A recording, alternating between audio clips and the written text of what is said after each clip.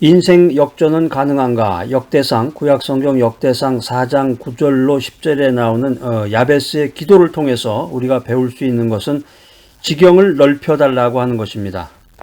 주여 지경을 넓혀주소서, 나의 인생의 지경을 넓혀주소서. 이 말은 야베스가 큰 비전이 있다, 이것을 우리가 알게 되는데, 이 모든 위대한 일을 한 사람들에게는 모두 다 비전이 있었습니다. 비전 없이 우연히 위대한 일을 이룬 사람은 아무도 없는 것입니다.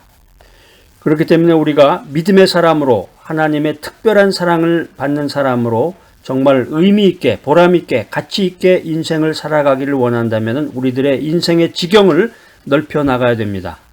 자기 인생의 지경을 넓혀라, 더 큰 일을 맡겨달라고 기도하라.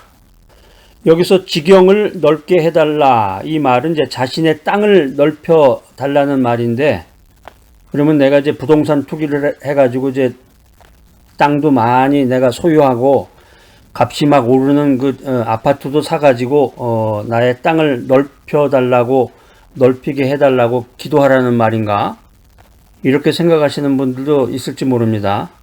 성경에서 말하는 이 자신의 땅을 넓혀달라고 말하는 것은 자신의 역량, 할 일을 넓혀달라는 기도입니다. 할 일이라는 게 뭐예요?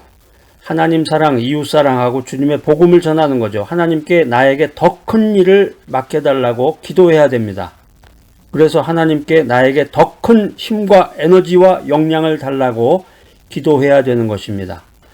오늘 이 메시지 들으시는 분들, 나이에 상관없이, 가방끈에 상관없이, 환경에 상관없이, 건강에 상관없이 나에게 더 큰 비전을 달라고 기도해야 됩니다. 더 큰 일을 할 수 있도록, 주님을 위해서 더 큰 일을 해서 하나님께 더 큰 영광을 돌릴 수 있도록 기도하는 것이 필요하다, 정당하다. 그리고 그것은 반드시 응답받는다라고 하는 것입니다. 왕 되신 하나님이시여, 하나님의 영광을 위해서 더 많은 기회를 주시고 더 많은 사람들에게 영향력을 미칠 수 있도록 나의 지경을 넓혀 주소서 이렇게 기도하시기 바랍니다. 복음을 전하며 자기의 지경을 넓혀가는 영적인 사람들이 되시기를 바랍니다. 하나님을 위해서, 주님의 복음 전파를 위해서 더 많은 일을 하게 하여 주시옵소서. 오늘날까지 내가 살아왔던, 나에게 이미 주어졌던 지경은 나의 능력과 과거의 경험이라든가 훈련과 인격과 외모, 그리고 다른 사람들의 기도입니다. 그렇지만 주님이 주신 확장된 지경은 나의 연약함에 함께 하시는 하나님의 뜻과 초월적인 능력을 의미한다는 것을 기억하시기 바랍니다. 더 넓은 지경을 간구하고 그것을 받기 위해서 앞으로 나아가는 여러분들이 되시기를 바랍니다. 자신의 영역을 넓혀 나가며 하나님과 위대한 만남을 가지시기 바랍니다. 구약성경 역대상 4장 9절로 10절에 보면은 야베스의 기도 내용이 나오는데, 환난에서 벗어나 근심이 없게 하소서, 이런 내용이 나옵니다. 우리가 믿음 생활 하다 보면은 진실하게 믿어도 이 환난이라는 친구가 꼭 찾아오죠. 이 믿음 생활을 잘해도 어려운 환경을 만나게 되는 것입니다. 나는 아무런 잘못한 것도 없는데 내 이웃이 갑자기 나에게 와서 시비 걸고 따지고 딴지 걸고 이런 일들이 비일비재합니다.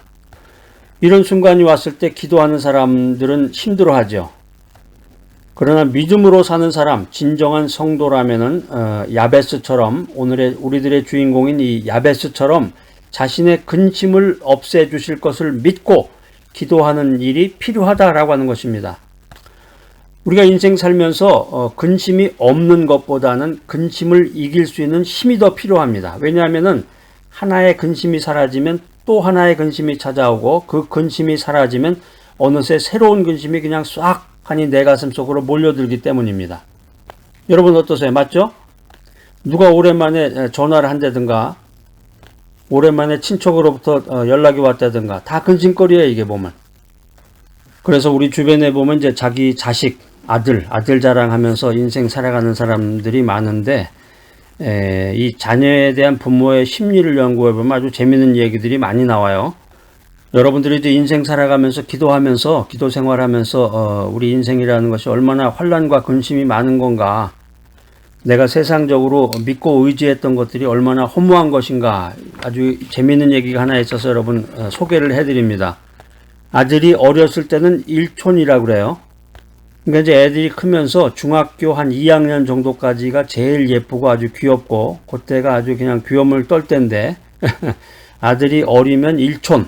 일촌이라는 게 이제 제일 가깝다는 얘기죠. 가깝고 사랑스럽고 아주 개 없으면 못 살 정도로 아들이 어릴 땐 일촌이었는데 대학을 가면 사촌이 돼.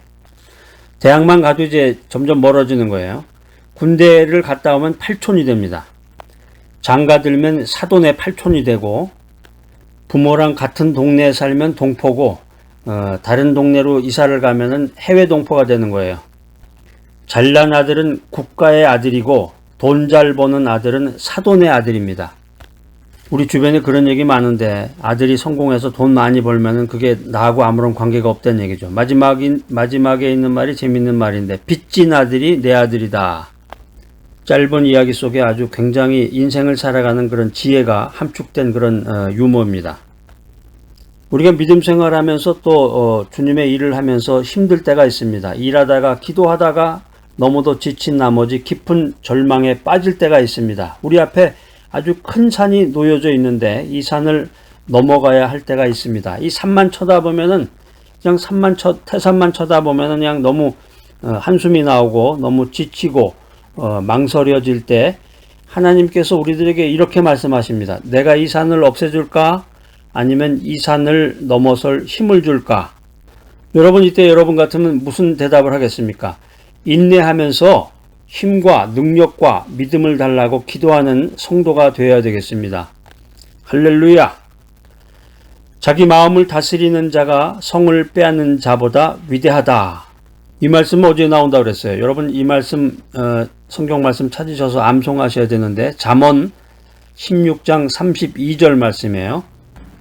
잠언 16장 32절. 나이가 드신 분들은 이 종이에다가 이 성경 말씀 몇 장 몇 절 쓰실 때 숫자부터 쓰세요. 숫자부터. 잠언 하면서 하다 보면은 숫자가 기억이 안 나요. 잠언이라고 그랬는데 16이라고 그랬나? 19라고 그랬나? 26이라고 그랬나?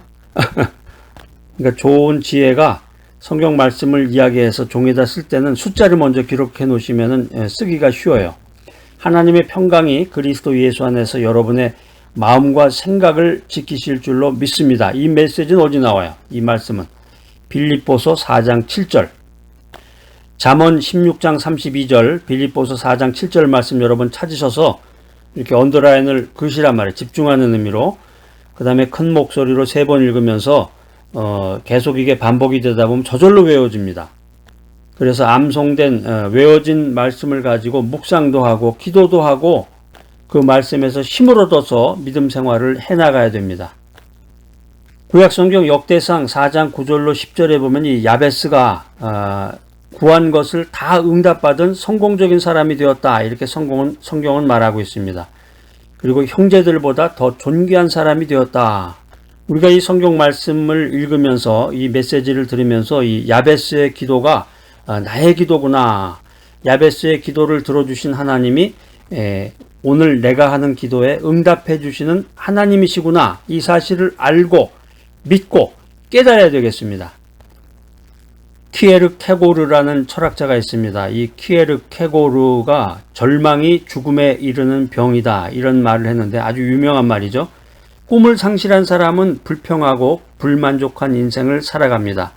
하나님 안에서는 꿈의 상실이 불신앙이고 불신앙이 바로 죽음에 이르게 하는 치명적인 중병인 것입니다. 예수 그리스도의 은혜를 힘입은 사람, 예수 그리스도를 의지하고 예수 그리스도께 나오는 사람은 감사와 기쁨이 넘칩니다. 여러분 항상 꿈을 꾸셔야 돼. 꿈이 없는 백성은 망한다. 이 말씀은 이제 잠언 29장 18절에 기록이 되어 있는데 절망이 죽음에 이르게 하는 병이로구나. 꿈의 상실은 불신앙이로구나. 이 사실을 알아야 되겠습니다. 항상 기뻐하라. 쉬지 말고 기도하라. 범사에 감사하라. 이는 그리스도 예수 안에서 너희를 향하신 하나님의 뜻이니라. 이 말씀 어디 나오나요? 아주 굉장히 귀하신 말씀인데 데살로니가 전서 5장 16절로 18절 말씀입니다. 여러분 꼭 찾으셔서 언더라인 하시고 큰 목소리로 정성껏 3번 읽으시고 암송하셔야 된단 말이에요. 이 귀한 말씀. 그래서 여러분들이 지치고 힘들고 어려울 때 이 말씀을 여러분들 이미 머릿속에 들어가 있잖아요. 이 말씀을 가지고 묵상하고 기도하고 하나님을 찾으셔야 됩니다.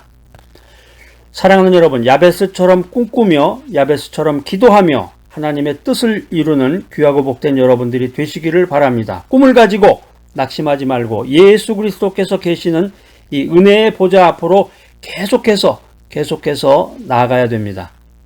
야베스라는 이름의 뜻이 고통의 아들이라고 그랬는데 고통을 몰고 오는 야베스가 존귀한 자가 되었습니다. 존귀라는 말은 거저 얻어지는 영광이 아니에요. 어떤 삶의 어려움에도 그것을 이겨내는 인내하는 신앙만이 얻을 수 있는 값진 것이 존귀다라고 하는 것입니다.